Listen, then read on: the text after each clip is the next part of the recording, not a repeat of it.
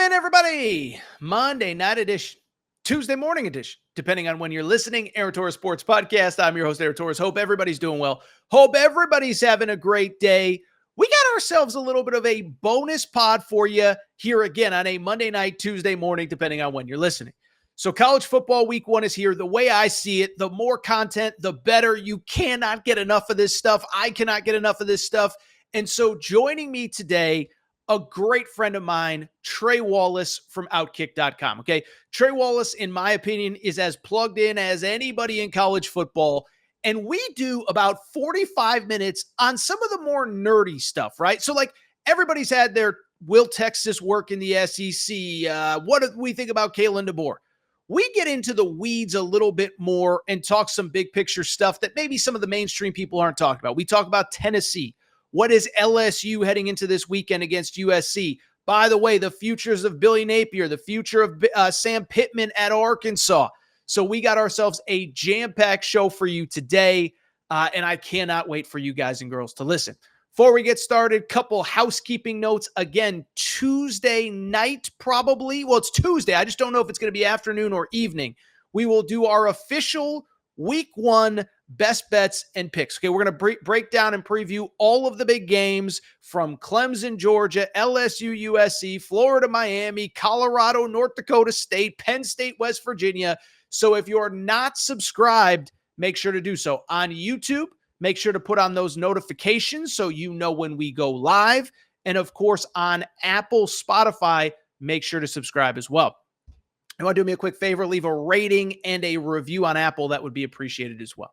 But it's all college football. Listen, it's that time. Everybody's fired up. I know when I wake up in the morning, all I want to listen to is all things college football. So sit back, relax. Trey Wallace from Outkick.com joining me. And again, Tuesday night on YouTube, Wednesday morning on the podcast feed, I will give my official week one picks.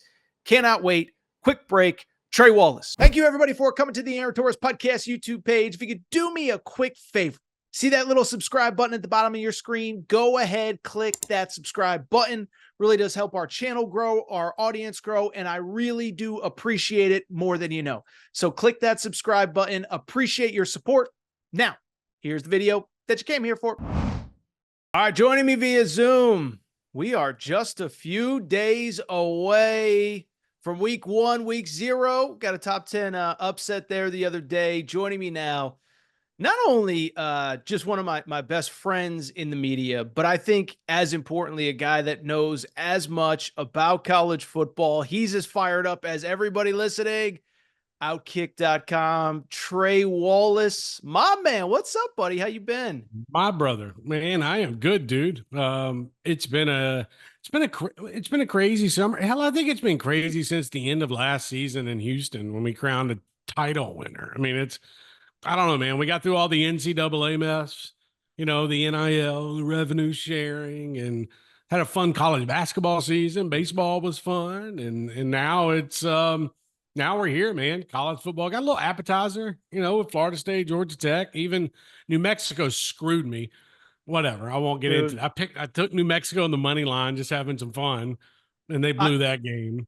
I didn't know we were going to say this, but I actually mentioned that on Sunday's show. I was like, I just don't take anything in week zero unless I'm super, super confident. Yeah. And it was like, I hate to say it, I was like, imagine being a New Mexico money line better. What were they up 17 or 14 going into the fourth, 17-0 run by Montana State? Shit, they were up 10 with 5 minutes to go. I thought the game was over, bro. Sure. I just stopped kind of watching. I had to do something else, and then come to see I walked back into the house and they're interviewing the Montana State quarterback. I'm like, okay, I know how that ended. So it is what it is, dude. Get through the little first glimpse of the weekend, and now we get the main course. So I'm excited. Fantastic. Let's just go ahead and dive in. I want to talk some big picture stuff, some small picture stuff. You'll be in Atlanta this week for Georgia Clemson. But what I want to do is I want to talk some big picture, small picture, but I want to get it in the nitty gritty because exactly what you said. We've had 9 months to react and overreact to this. I think everybody's got their kind of, is Texas going to be, what are they going to be in the SEC? So let's get into some of the more of the weeds. And where I want to start here, where our whole text conversation started was you put out your 12-team playoff last week, Thursday, Friday, whatever it was. I put out mine on Sunday. We have 10 of the same 12 teams, which obviously makes you a genius. That goes without saying. The only two that we don't have, group of 5 rep, which whatever. I think you have Memphis. I have Liberty, whatever. I have Clemson at number 11, but it's solely because I think the committee is going to go out of their way to try and find a way to put a Big 12 or ACC team in as an at-large, just so it doesn't look what we all know it is, Big 12, SEC dominated, playoff, whatever. Right. Why I bring it up, the team that I did not have is the team that I actually want to ask you about, and I'll ask you about Clemson later because you'll see them in person. Tennessee Volunteers. So you live in Tennessee, you know this program as well as anybody. What first of all, they were on the fringe for me. They didn't make the cut, but why are you so excited? I think you have been to some practices. I don't know. I know you're close to the program. What are you hearing that has you personally so excited about Tennessee this year? Yeah, I think that this is a year where they're going to fight for that, 9 through 12 playoff spot. I think that I'll give it to you. For the first time since a while, I mean, even going back to the Pruitt era, Tennessee finally has guys along the defensive line that can cause problems, and they have depth along the defensive line. That was the one biggest thing for me in the past has been, and this is how I phrase it. They haven't had an FU guy that can get off the bus and okay, he's going to cause problems. And so I think now when you got Omari Thomas, you got James Pierce, you got Eason across the line of scrimmage. I think, and I could go on and on, but I think finally they have rotation there. Their secondary bothers me a little bit. I think how young they are, but at the end of the day, it's finally they have it in both trenches. I mean, they're going to have an offensive line. They're going to have running backs, wide receivers.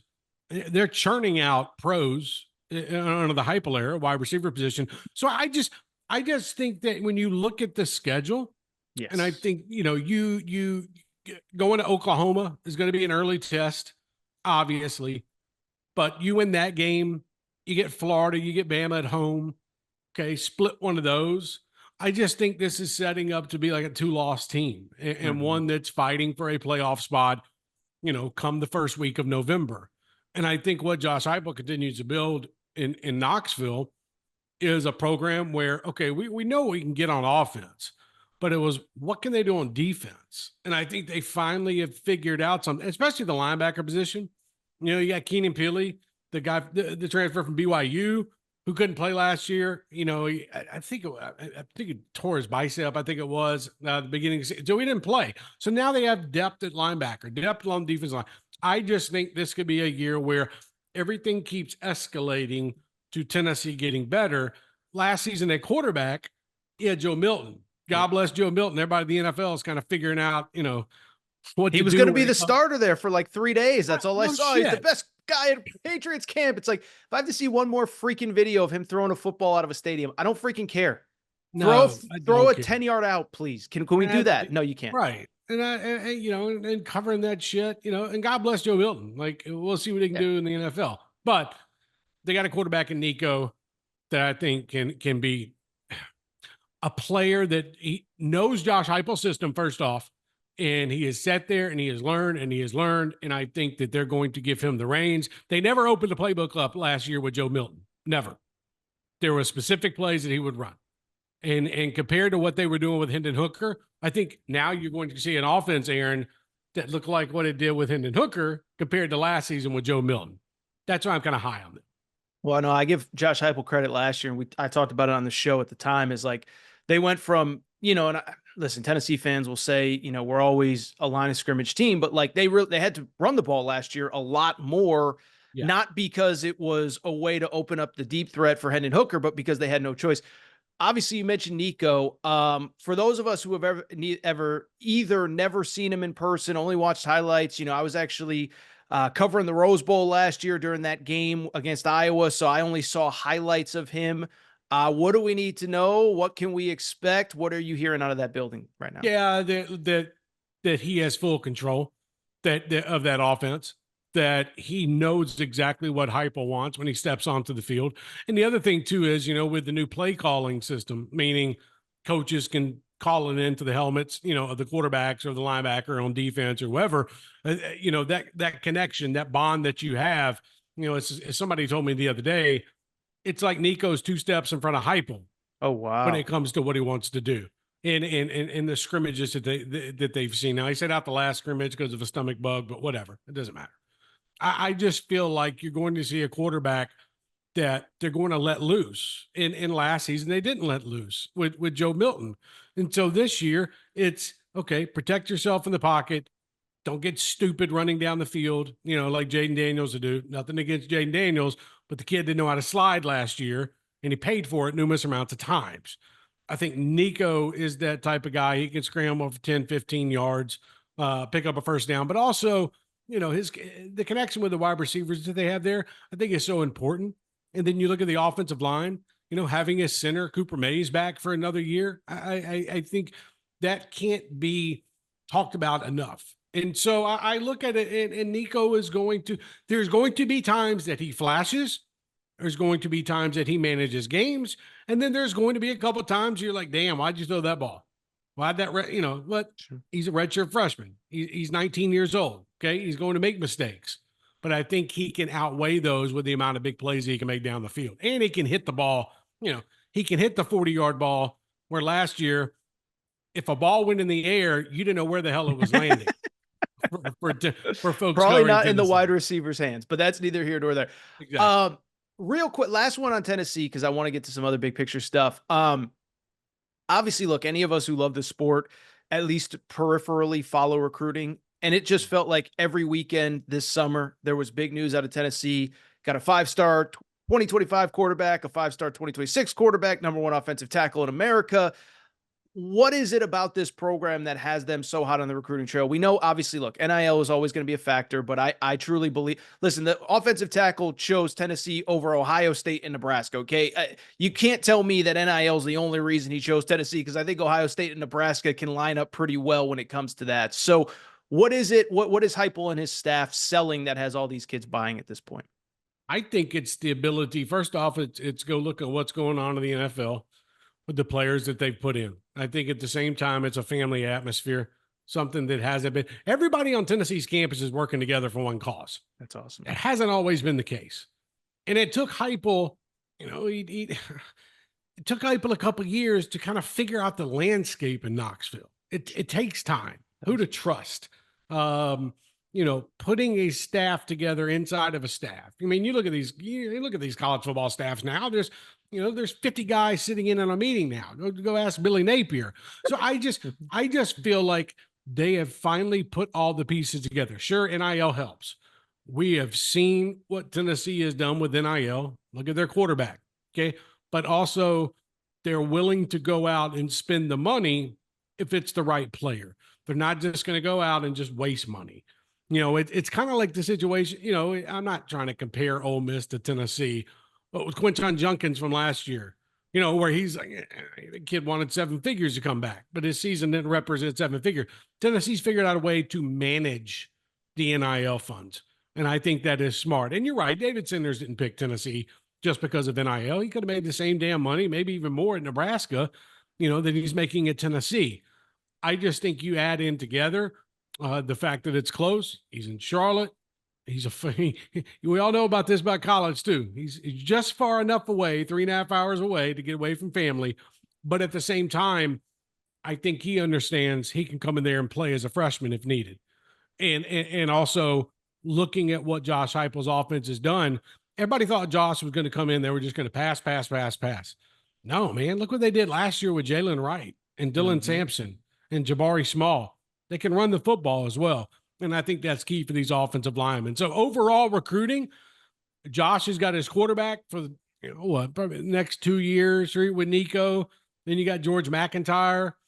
Then you got Faison coming in. I mean, they are building a program at Tennessee that can compete with others around the country.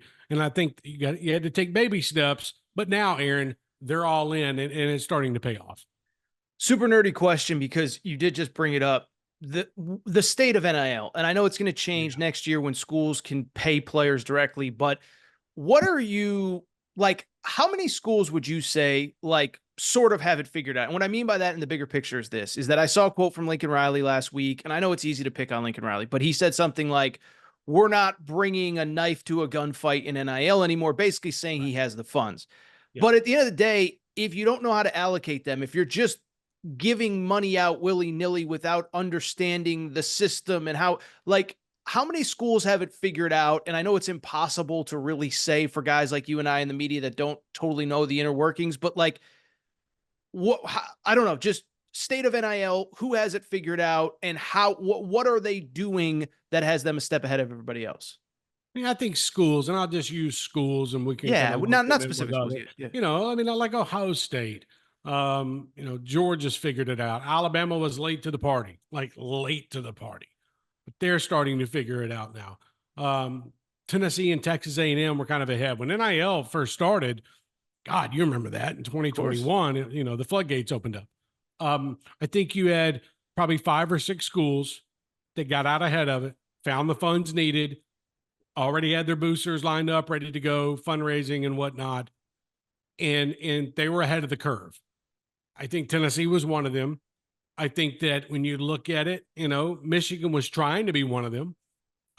Jim Harbaugh tried his hardest, but Ward Manuel kind of slow played that a little bit at Michigan. I think right now, the state of NIL and where we're going with revenue sharing is these kids are already getting paid. Okay. But the biggest thing is the kids on the roster that are second string, third string, they're going to get a base salary pretty much. That's how it's going to work out. And then, okay, if you get into the starting rotation, let's just say by the 5th week of the season, okay, you're going to start making more money. Yep. And I think that's going to be after how it plays out because you can't pay the starting 22 the same amount of money. And so I think on how they are going to break it down between wide receivers, offensive linemen, quarterbacks, whatnot, running backs, whatnot. I think to me, that's going to be fascinating because I think with the revenue sharing, there is going to be friction. There's going to be problems. We all know this. Why is the starting right tackle making more money than the starting defensive tackle? You're going to see things like that. Now, you won't see it in the public records because they ain't releasing that shit. But at the same time, there are still a lot of things that they have to figure out about how they're going to pay these kids. But NIL, it's still pay for play, okay? But at the same time, I think you are starting to see more national deals come through for the prominent players. We're seeing, who was it? I mean, Jackson Dart's doing it. Carson Beck's doing it. There was another one that was announced the other day, and I forgot who it was. Private jet companies. Who's getting in with Nike? Who's getting in with, a sportswear company? You're starting to see that now where at first there was so much hesitation. So NIL, here's the biggest thing too, that I think a lot of people kind of maybe aren't realizing yet, and it's not their fault. You're going to have whatever the school pays you, Aaron, and then it's going to be an opportunity for the school to go out and find some opportunities for the players to make more money. And then the collectives come in. Here's where the collectives come in. Collectives are going to go out and find you the big deals, the money that you can get from, I'll just throw it kind of like Nike or Adidas or whatever, the Beats by Dre. You saw where Beats was giving out headsets, to different teams and whatnot, but they were doing it because of one player. Like Tennessee did it with Nico the other day, gave his whole team. That's what I'm getting at here. That's where collectives are going to come in. And at the same time, there is going to be an avenue where collectives are still going to give money to these players that they've agreed to and they've signed. I think the biggest thing that we can't forget is when we talked about David Sanders, I'll just use him as an example. When you have David Sanders that agrees to play at Tennessee, okay, at the same time, he has agreed to a sum of money with the Tennessee NIL collective, and it was Spire, whatever, the Vol Club or whatnot, the same way that Colorado does it or Ohio State does it. So I look at it as there's 2 different avenues of how it's going to go down, Aaron. It's going to be complicated, but again, athletic department, what they're going to pay their base salary for players, then there's going to be some add-ons, and then over here, third-party wise, you're going to have collectives that are still going out searching for bigger and better deals for the marquee players on the team. I think that's the difference. think that makes perfect sense. Let's get to some other teams going into the season. I find, so we know what the big games are this coming weekend, week 1. Yeah. I find like the state of LSU to be fascinating, and I see the smirk on your face. I was thinking about this before we came on air. I'm going to set this up. I put some thought into this question. Okay, good. Okay. If you name pretty much every program, high profile program in the SEC, you can kind of describe the program in one or two sentences, right? Like Tennessee, like fired up for the future, the present and future, like we just talked about. Alabama fired up for the DeBoer era. Georgia championship or bust, whatever.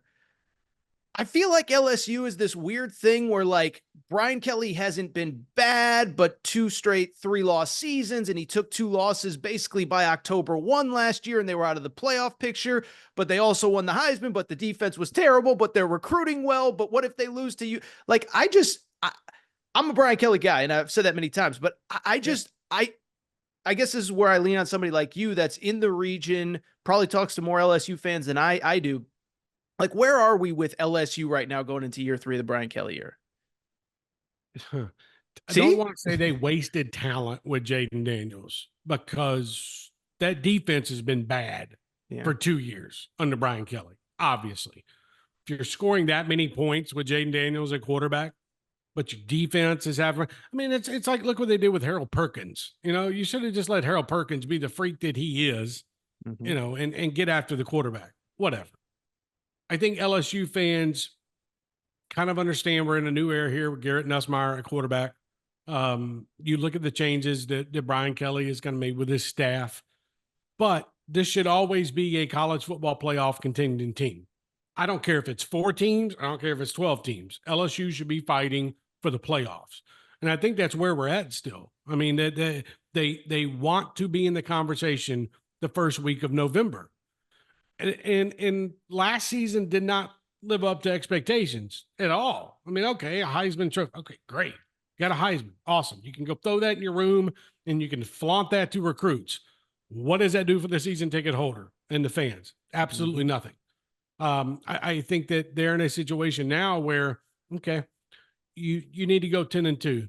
You need to win some of these games that you just floundered over the last couple of years.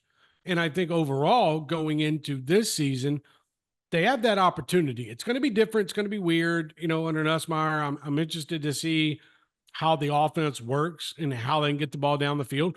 But Aaron, if they don't show up the damn defense, and that's what everybody's talking about, they know that they can, okay, we can run the football. We can pass the football. Can we stop people passing the football? Like, that's the biggest problem right now. So fans are in that state where they know what Brian Kelly can do. They know that the LSU can recruit itself. They know their NIL funding is good.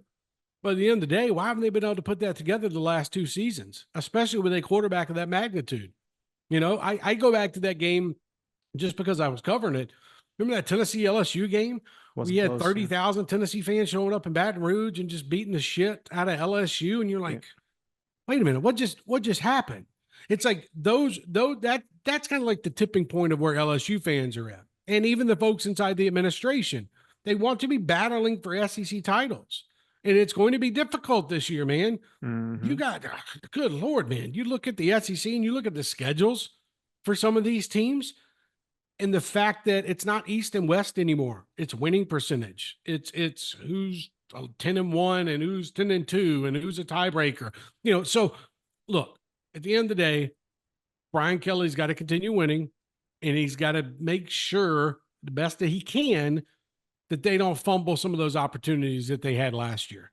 Because I agree with those opening games to see, and I'll give you a key one. Maybe it segues. I don't know. Don't go to Vegas and get beat by USC. Don't go to Vegas and get beat by Miller Moss and Lincoln Riley. Like, sorry, man. Don't do it because you're setting your season up for, in my opinion, that's exactly what it is. It'd be the 3rd straight year that they lost the opener. And, it's like, first of all, Brian Kelly's just got to tell his administration, can we get pull the Dion? Can we get a UTSA on the schedule to open the season? Can we get Kennesaw State? It's like, back-to-back games against Florida State and USC. Let me ask you. It was a game I almost went to. I can't get there because of my radio show late Saturday, but Vegas, Sunday night. What do you think? You think USC can do it? Yeah, I do think USC can do it. I do too. I, but at the same time, I look at it Will they? Yeah. because we're about to figure out what LSU's offense really looks like.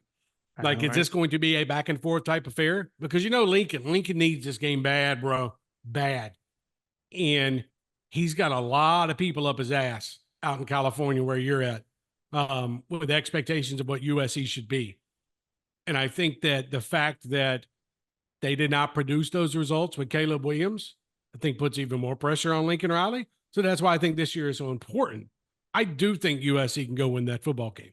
I think that at the end of the day, we're about to find out how good LSU has gotten on defense in the last year and what they have done from the transfer portal. Okay, let's see how that plays out. And I just feel, there's always something about this damn opening game, Aaron, with LSU. And we saw what Florida State had done for the last 2 seasons. And now we get this one out in Vegas. Like, throw everything out. Opening game of the year, man. By the way, I forgot that UCLA was the opener for them a few years ago, right at the Rose Bowl. So are we talking? And they get UCLA this year. They play USC and UCLA this year. That's weird, but think about that. They've lost what? So I think if you go back to the COVID year, which was like Mike Leach and Mississippi State, I believe they've lost 4 straight season openers. Is that right? Because I'm thinking the 2 Florida State games, they lost to USC, and it was definitely week 1. Now, maybe they played week 0. I don't think they did. And then the COVID year in 2020. So 2021, 22, 23. I don't know, but that's kind of what I'm talking about with the state of the program is it just feels like there's not enough negative where like 99% of fan bases would take 10-3, 10-3, which is Brian Kelly's first 2 years, but it's LSU. We know the stat. 3 straight coaches have won a national championship. It's just, I just find them interesting because, like I said, I feel like you can kind of pigeonhole virtually every team in or at least the high profile teams, especially the SEC, into like a sentence or 2. And I just don't know what to well, make. LSU fans are sitting here looking at what Lane Kiffin's doing in Oxford and be like, damn, wait a minute. Look at the talent on that roster. Okay, he's going out and buying the roster. Who cares? That's the day and age we are in right now. They got the transfer portal. I think that's what stands out the most too, is watching other schools flourish at the same time while they're kind of still struggling. This might not be a question you can answer. If you have to plead the 5th, you can plead the 5th. Okay. You mentioned Lane Kiffin. Yeah. Every offseason, his name gets linked to whatever is the hot job that offseason and, whatever. LSU, Auburn that 1 year, Miami, Florida. 11-win season last year, 10-win season a few years ago. Why do you think that he hasn't gotten, or do you just think he's happy in Oxford for at least right now and the right kind of mesh of right job that he actually wants hasn't really become available? And if you got to plead the 5th, plead the 5th. He would have been at Auburn if Auburn would have had their shit together when it came to NIL. Okay. He stayed at Ole Miss. I think there were 2 reasons why he stayed at Ole Miss, and both of them can be true. Ole Miss made a commitment to NIL and to raise money and to get them in a spot where they can go get the players that they need from the portal. Auburn was in a cluster at the time when that was going on. Also at the same time, his daughter is now at Ole Miss. True. Yeah. And he did not want to pick up and leave when she was just feeling comfortable. Because you have to remember, his daughter moved to Oxford to live with him. Right. So he didn't want to pick up and leave while she was just enrolled there. And once they got the NIL thing figured out, he's like, all right, I'm good. Like, why would I go to Auburn and deal with all that shit when I got everything I need here in Oxford? It's the same towns. Yeah. Do you think, and by the way, who knows what job could potentially open, but like Florida. Well, that was the one I was thinking, but should we just talk Florida? I was going to just go in back to the coaching perspective, but you were talking about Kiffin and then you went with the job that could open. And I was like, Florida, that would be a good spot for him. What do you think? I mean, let's do the obligatory Florida thing and then we'll get you out of here with one more question, but Florida. So I'm not a Billy Napier guy. I'll put it out there. I'm a Brian Kelly guy. So I'm not just here to bash everybody, but not a Billy Napier guy. falls apart at the worst possible times. Don't Yeah. tell me about the administration or this or that. When you lose to Arkansas at home, like there's no excuse, right? Yeah. You get destroyed by Kentucky. Kentucky rushes for 325 yards or whatever. But my question is this: really two questions. Is one, I guess what I would say is, and I have defended him on this, is it's easy to look at a schedule on paper and say, oh, well, this is a loss, this is a loss, this is a loss. But Florida State, all of a sudden, probably not a top 25 team. I've been saying for weeks, you look at, let's say A&M wins this weekend. Now they're riding high. Now they got to go on the road in 2 weeks. And all of a sudden they're the darling of everybody. You got to go to the Swamp. By the way, Miami, I haven't given my official picks yet, but I actually, Mario Cristobal on the road, 100,000 people, whatever, you could kind of do some mental math there. They're So in my just, playoff though. oh, mine too. No. Yeah, Listen, no. Listen, all I can tell you, and I've said this on the show a million times, I got some people really tight at Florida State, and they were saying all offseason, they're like, Miami's the best team in our league. Now, they're fans of college football like everybody else is like, what's going to happen, on the headset between the white lines, but they have the most talent. But so Billy Napier just, what do you think? What do you think he has to do? What do you think his future is? And then I guess, how coveted would that job be, which I think I know the answer to. Okay, I want to say he better. He needs to beat Miami Would help. Yeah. on Saturday, and he damn well better not lose to UCF and Gus Malzahn and KJ Jefferson. Great call. People are overlooking that game on the schedule. That one's going to be tough. Gus Malzahn could run circles around Billy Napier when it comes to offensive strategy. And the fact that you got KJ Jefferson, KJ knows Florida. He knows what to expect. You think KJ Jefferson is going to be intimidated going in the Swamp? No. I mean, we've seen what KJ Jefferson's been to. And then you look at the other games on the schedule. You got to go to Knoxville. Like you said, you got A&M at home. A couple SEC games thrown in there. Florida State at the end. You can't drop the Miami game and then drop the UCF game. If they drop those two, he's done. Sure. He's done. Because we already know, and we talked about it all summer long, what the back end of that schedule looks like in those 5 games. Pretty much we know that that's probably going to be like a 1-4, 2-3 type gauntlet run. I think they could win 2 games out of that. I'm not saying they will. I think they can. But you come out of the gates and you lose to Miami. A couple weeks later, you lose to UCF.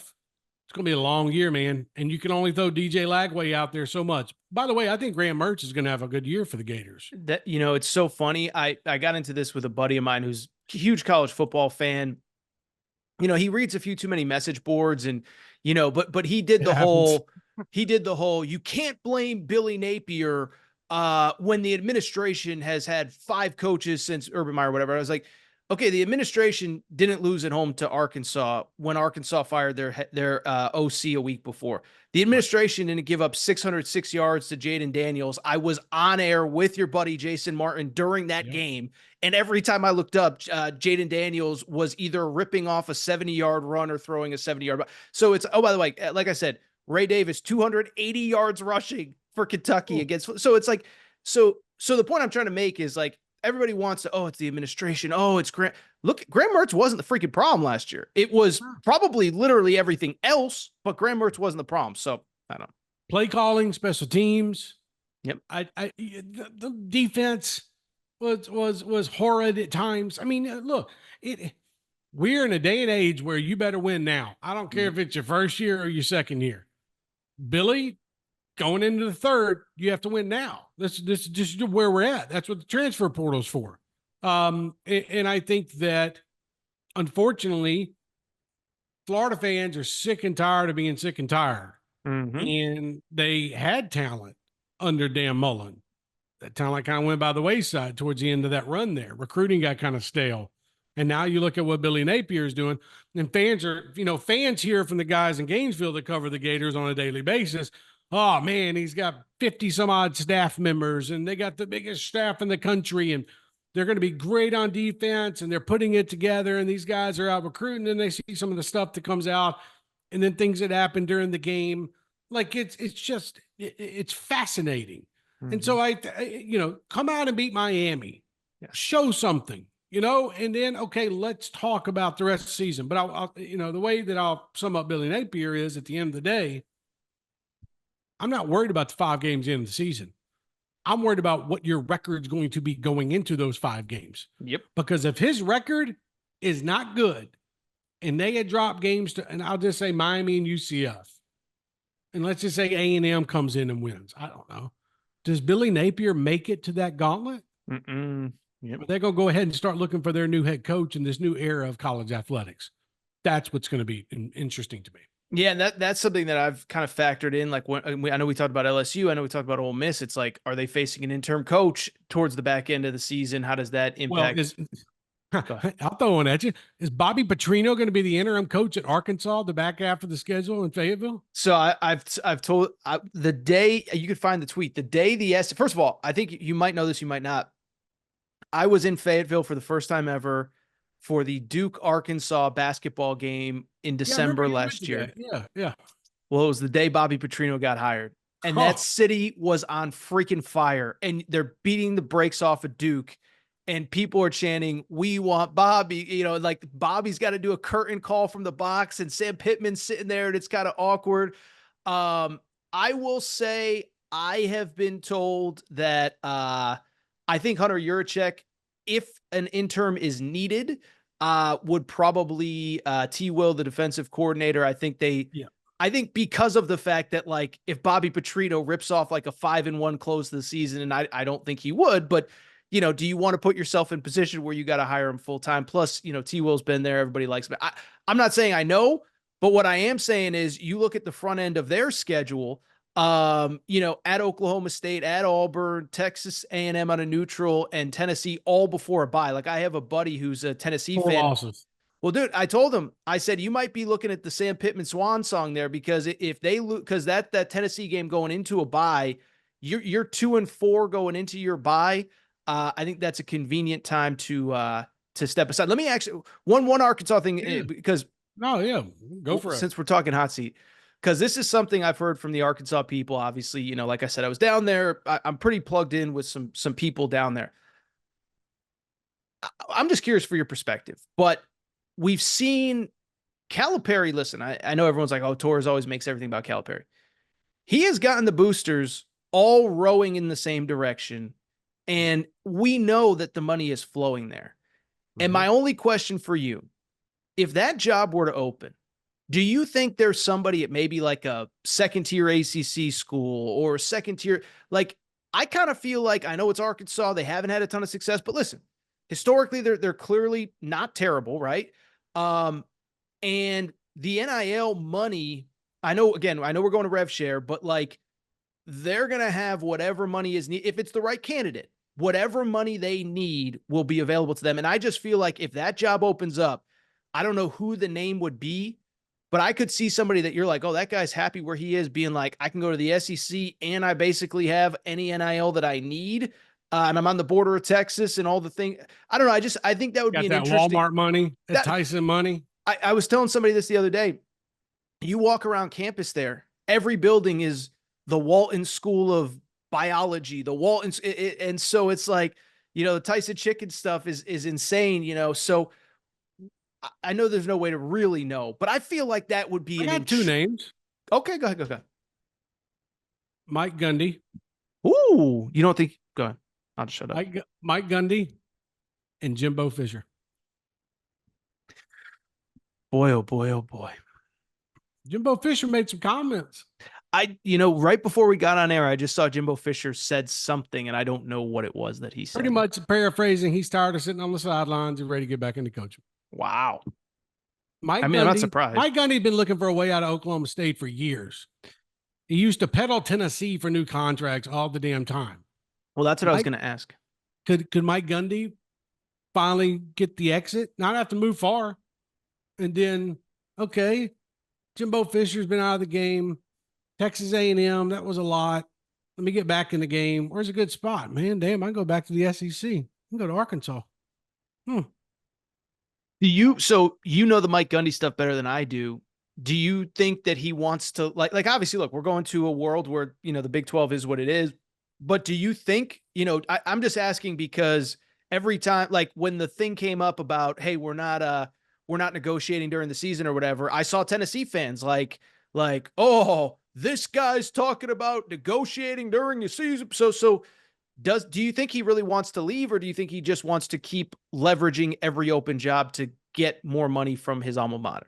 I think he's at a point now where he can't squeeze T-Boone Pickens anymore for No, for I don't one. think he can. Yeah. No, I don't I don't think know he how it can, right? works when you got to hit up the estate of of Yeah, the big right. donor. Yeah. Exactly. Like you can't do that anymore. Sorry. I I, I think the comments that we've seen from Mike Gundy, and I've talked to a couple about this that are kind of close to him. I think he wants a new challenge.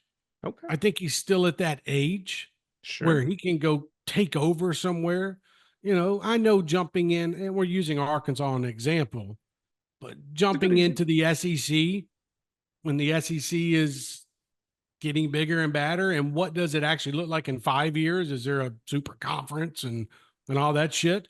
But I think at the same time, Mike Gundy is getting a little bit, I don't want to say tired, just ready for the next challenge. And Yeah. whatever that challenge is, because the Big 12, God bless, there's some awesome teams in the Big 12 that I love covering. Careful. Fantastic. My alma mater might be a Big 12 team by the I time that think this conversation. So, you're but good, but yes, yeah, and no. UConn will go in there, and it'll be UConn and Houston fighting for a national championship every year. And Arizona, Not in okay, football, but yeah, not in that's fine. no, hell no, not in football. Y'all worried about putting logos on fields right now. There we go. I do think I just feel like we have heard enough from Gundy over the last couple of years. That I think why not take a chance? And I'm not saying he will, and I'm not saying he's leaving Oklahoma State, but I am saying if somebody presented him an opportunity to maybe jump into the SEC, what better spot than Arkansas? Because he's not getting one of these high profile jobs in the SEC. So why not go get a mid tier job in the SEC? No. That makes perfect sense. And you do wonder, guy towards the end of his career, one last push. I hate to use this as an example, but almost like Mike Leach, like late in his career, wanted Yeah. to challenge himself in the SEC, and unfortunately 9 wins in his last season at Mississippi State. But I could see that scenario where there's been a lot of back and forth, but it was always a power 5. Now we know it's a power 2. And that's kind of actually the perfect example of the guy that I'm talking about, of Right. you think he's happy, but again, he sees that Walmart money, he sees that Tyson chicken money, and he sees an opportunity. And by the way, 12-team playoff right now, 5 SEC teams, 4 SEC teams going to get in every year. We may go to 16. We may eliminate auto bids. So like, I'm with you on that one. Last, There could be opportunities, even like, and I'll use like Lane going to Ole Miss as an example. That was an interesting move. Hugh going back to Auburn, like that was one of those interesting moves. Like, you know, Arkansas would be ready to pull the trigger, and they would have a lot of money behind them. That's all I'm gonna do. the other thing too is Pittman, his buyout, especially if they fire him, whatever it is with a losing record. So like, Yeah. that's the other thing. Like he's got for people who don't know, the buyout is it's substantially less if he has an under 500 overall record, and so that's why I Yeah. think the trigger could be pulled week 6 or whatever. The first game he gets under 500, he gets a letter. Well, Hey, yeah, buddy. that's what I'm saying. 2 and 4, that's as good a time as any. Last one. You'll Yeah. be in Atlanta Saturday, Georgia, Clemson. Everyone's got a Dabo take. Everyone's got the Georgia take. Georgia is my preseason national champion. Really going out on a limb there, picking the preseason #1 team that also was statistically probably the best team in the country last year, better than Michigan. But what do you you don't even, I'm not going to do like the college game day. You're covering the game. You can't give a pick, but like what are you expecting to see when you get down to Atlanta this weekend? I I think I mentioned how Cade Klubnik can play against Mm-hmm. the Georgia defensive line. Um, the last time I covered Georgia versus a non-com team in Atlanta was against Oregon, and they beat the brakes Breaks off off Oregon me. 2 years ago. I do think this is kind of like a I don't know what you call it, profounding year for Dabo Swinney. Like he's No got to doubt. do something. If he doesn't do something this year, might be time to kind of like walk away. Maybe I'm not Dabo takes saying, the Arkansas job. No, well, I'm just kidding. But I was going to throw out another name too for that Arkansas, Mark Stoops. Ooh, Yeah, he's jacking already. all Kentucky's coaches. Okay. Well, he was ready to leave and go to Texas Oh, A&M, but I Texas know. A&M was like they had cold feet the last second. He would not be at Kentucky right now if Texas A&M boosters didn't get cold feet. I mean, he accepted the job. I know.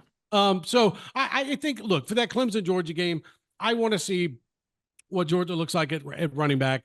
Can Clemson's defense become the Clemson defense that we remember from 8 years ago? And can Dabo Sweeney and them open it up, down the field?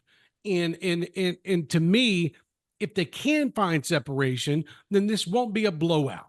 If they can get outside the tackles and run the football, it will not be a blowout. I'm not expecting Clemson to win, but I am expecting Clemson to be in the game when the fourth quarter starts. Okay. And to me, I think Clemson fans won't like it, and you shouldn't like it. But I think with Georgia's talent and what Clemson's got back, I just, you got to find a happy medium somewhere, because I think Clemson does fight for the ACC this year and a playoff berth. So I think I know what to expect. The Carson Beck show, along with some running backs, and the defense playing well. But at the same time, I think Dabo is going to throw anything and everything he can at Kirby Smart and see if they can take it. So that's why I'm kind of fascinated for that game. And that's kind of why I chose that one over Texas A&M, Notre Dame, just because I don't know what to expect from the Aggies this year. Besides that's going to be a badass atmosphere in College Station Saturday night, and whatever. We got to make decisions here. So, I think it's close heading on the fourth, and I think Georgia kind of breaks away, 17-point win. We'll see. Yeah, everyone's got the Dabo hot takes. It'll be interesting where they go as a program, because as long as we have these auto bids, as long as the ACC exists, they'll probably always be in the mix in the ACC. But congratulations to him too, as well, for no longer taking live callers on his radio show anymore. Dabo? Yeah. I didn't see that. I will tell you, I know it's a big part that's baked into these contracts. I don't understand why any of these guys do coaches shows anymore. It's like, what? Remember like the Coach O one where like it got really weird and like actually like really inappropriate, talking about somebody called in talking about his mistresses or whatever, alleged mistresses. I don't know why any of these guys do it. That's it's why like, a lot of it's on tape delay. I Sure. mean, like here in Knoxville, like Josh Heupel has one on Calhoun on the River. Well, the reason they do that is because Calhoun's a barbecue spot, such a big sponsor. Like, that's why they're going to go do it. But it is, I think it's, I do think it's good for a lot of programs out there to have a call-in show, whatever. The coaches can't bitch about it, because that's a part of your $300,000 bonus that you're getting every year in supplemental income for media appearances. So suck it up. But Clemson, while me and you were talking, they made the decision that fans can submit questions via text and email for Coach Dabo Sweeney. So thank you, Tyler in Spartanburg from last season, for what screwing was the one shit from up. that? What did he say? I forget. I can't remember. Oh, he said you shouldn't be you making too much money, okay. for us not to be. And then Dabo went off on him, went on a tirade, and Clemson fans should be happy about Tyler in Spartanburg. That guy led Clemson to a 5-0 run in the season. That's right. I forgot about that. I forgot about that last part. God bless him. That's the most college football thing. Perfect way to end. It doesn't get more college football than the call-in show inspiring. What was the Nick Saban one? It was like Reggie or something, and he's like, Yes. Reggie, that's a great point. I hadn't thought of that. That you need to come coach our DBs or something. So, yes. College football is back, baby. I cannot wait. Love it. And I so appreciate this, man. And when you can find some time, we'll do this over the course of the season. But Trey Wallace, Outkick.com. Twitter handle is at Trey Wallace _. Is that accurate? Yep.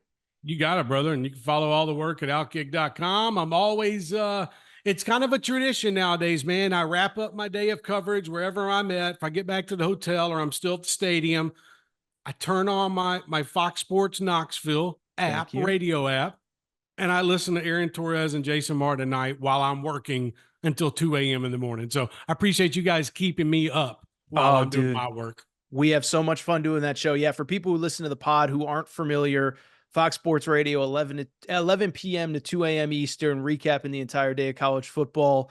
Got at least one person listening. I appreciate it. So I love working with J Mart. Trey knows J Mart very well. And we're doing it every Saturday from now until, end of January, whenever that national championship game is. But Trey, we appreciate you, man. And I will be following your work. We'll be following you in Atlanta, and we will be doing it. We'll be chatting again soon, my man. Look forward to it, brother. Thanks for having me.